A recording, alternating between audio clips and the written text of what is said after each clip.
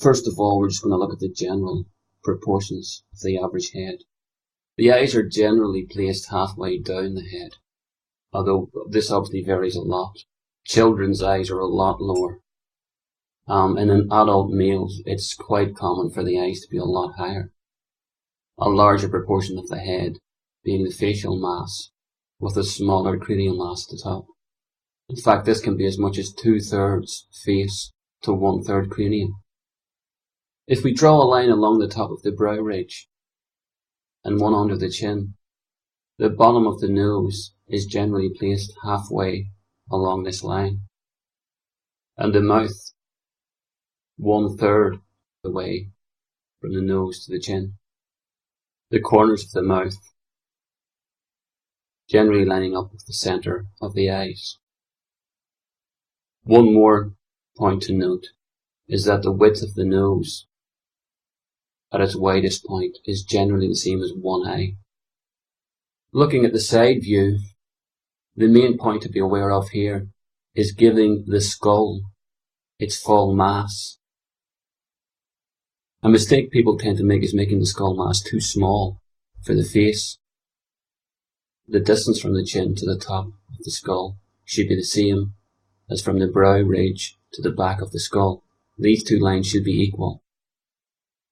If you imagine two egg shapes, one for the face and one for the cranial mass, these two egg shapes should be roughly equal in proportion.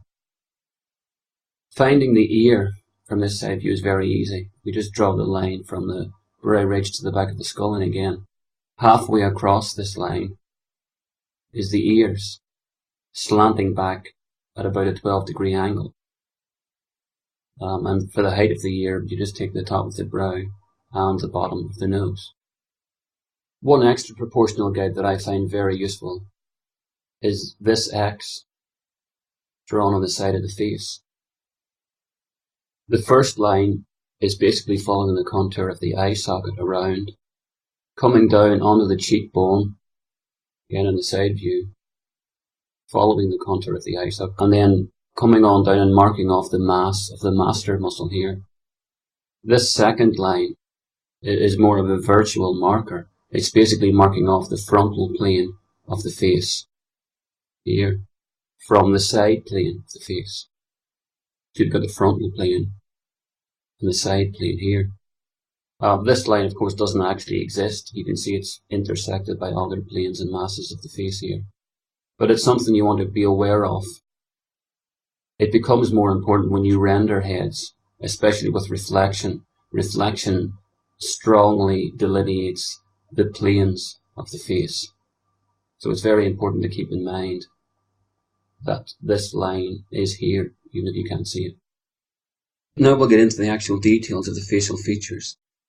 This is really all about learning to visualize the construction, the planes and masses, proportions of the standard head model. From there, you'll be able to quickly appraise individual heads in the real world and work out how they differ from this standard model. Well, for the purposes of this tutorial, I'm basically going to concentrate on one facial feature at a time and take it right through to completion, which is not the way I normally work. I usually just bring the whole head up from low resolution to high resolution at the same time. But it's going to be a lot more useful for the purposes of this tutorial just to concentrate on one feature at a time. We'll start off here with the nose.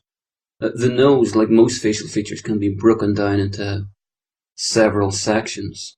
The upper part of the bridge is bone, and where the bone ends you get a ridge. This is usually the widest part of the nose from the front view as well. Bone then gives way to the lateral cartilages, which is actually two mirrored pieces of cartilage. And where they meet in the middle, you can often see a very definite groove. The wings of the nose are not made of cartilage. They're actually just dense fibrous tissue, which is why this part of the nose is so flexible. The septal cartilage, which connects the two nostrils together, usually favors one side or the other, which is why the nostrils are virtually never identical. The actual process of sculpting is pretty similar for all the features of the face. It basically starts off just by cutting in lines around the features, then using the pinch tool, which just helps to shape the topology and the polyflow of the model to the forms and masses that you want, and then just relaxing that a little with a smooth tool. One of the important features of the mouth is the modiolus, which is the little mound here at the corners of the mouth. It basically acts as a hub to which a lot of other muscles surrounding the mouth and coming down off the cheekbone connect into. It's a free-floating hub of fibrous tissue, and this in large part is what gives the mouth such a great degree of mobility. One important aspect of the modiolus is that it's often very visible from the three-quarter view. And you can see that the fatty mass of the infraorbital triangle, which comes down off the nose, always wraps around the outside of this modiolus. Just on the inside of the modiolus, you can see a very definite dimple right at the corner of the mouth. And the juxtaposition of this dimple right next to the raised mound beside it is a very important feature to render correctly. These two forms, the infraorbital triangle and the modiolus, form a crease down the middle called the nasolabial furrow. This is very visible from both the front and side views. Another important feature of topology at the bottom of the mouth are the pillars, which are usually visible as two bags exiting out of the hollow under the bottom lip and wrapping round towards the modiolus. Another important thing to remember about the mouth is the curvature when looking at it from a bottom or top view, due to the fact that the mouth is sitting on a large curved mound formed by the two dental arches of the teeth. The upper lip forms a shallow M shape, at the centre of which juts forward like the prow of a ship. Normally the upper lip protrudes further out than the bottom lip, although in certain individuals with overbites, the bottom lip actually juts out further. Very little of the skill and knowledge required to sculpt a human body is about the technical knowledge of how to do the actual sculpting, about which brushes to use and how to use them. I mean, 99% of the knowledge required is all about anatomy, knowledge of the actual subject matter that you're trying to model. This is why you'll find that traditional sculptors, people who sculpt figures in clay, who already have all that knowledge of anatomy, have a really easy time when it comes to picking up the digital medium, because all they have to do is just learn, the smooth tool, the pinch tool, the flatten tool, and that's a really easy task. You could learn that in an afternoon, really. The most important features of the neck are the sternomastoid muscles, which attach to the skull just behind the ears, and then narrow as they come down and attach to the top of the sternum, forming a hollow between the two clavicles. The other important feature being the Adam's apple, which is obviously a lot more prominent in men than in women.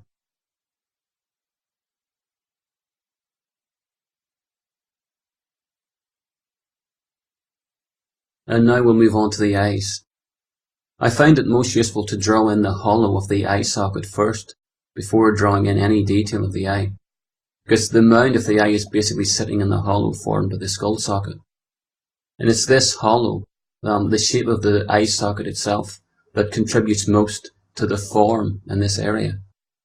The details of the eyelids, etc., is actually less important.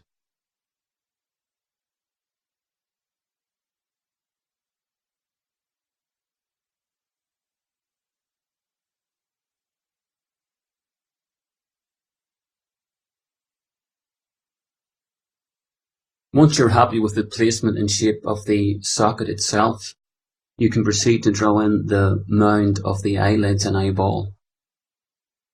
As with the mouth, it's important to remember that the eyelids, from a bottom or top view, have a very curved shape. They are obviously wrapping around the sphere of the eyeball. The upper lid juts out further than the lower lid, which is why if you look down, you can vaguely make out the top of your own cheekbones.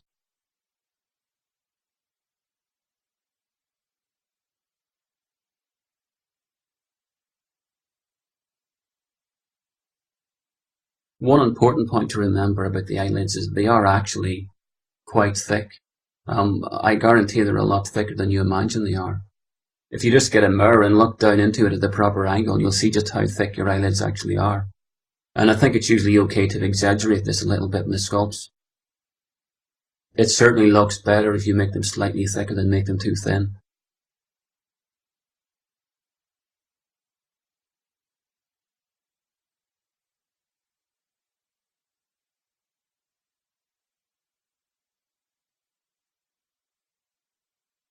The ear is basically a shell-shaped structure. And when modelling the ear, it's usually best just to hollow out the basic shell shape first, and then add the other smaller features on top. It certainly used to be quite a pain to model in the old days, when we still had to patch polygons together to construct it. It's the sort of shape that requires quite a bit of resolution, because there's a lot of changeable topology in quite a small area. The ear does generally require more resolution than the other features of the face. And once you take a little time to learn and memorize the different parts that make up the outer ear, it becomes quite simple.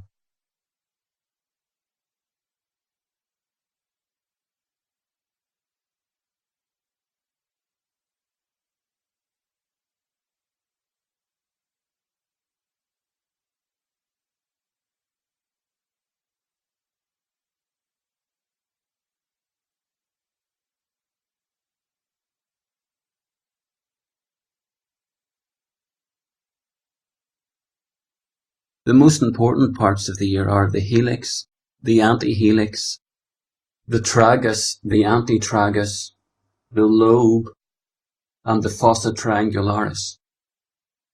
An interesting point about the ear lobes is that some people have free hanging lobes, and some people's lobes are actually just attached straight to the head. This is a genetic trait, which I think about 2/3 of people have attached lobes, and 1/3 have hanging lobes. You'll note that the antihelix from the front view often juts out further than the helix behind it, although this isn't always the case. Ears, like the other features of the face, are very, very changeable when you look in the real world at different people's heads, but the basic parts are always the same.